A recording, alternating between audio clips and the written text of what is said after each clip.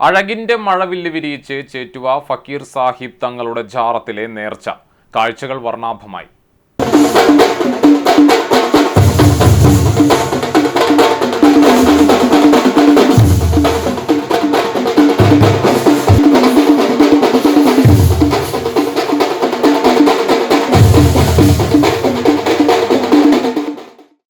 ചുള്ളിപ്പടി പടിഞ്ഞാറ് Faisal bin Khalid Hasan വലിയകത്തിന്റെ വസതിയിൽ നിന്ന് കൊടിയേറ്റക്കാഴ്ച ആരംഭിച്ചു.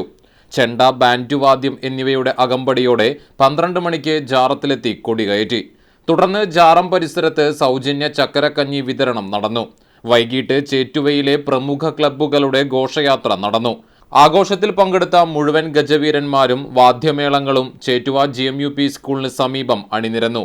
രാത്രി 8-ന് തലയെടുപ്പുള്ള ഗജവീരന്മാരെ അണിനിരത്തി കാഴ്ചവരവുകൾ തുടങ്ങി.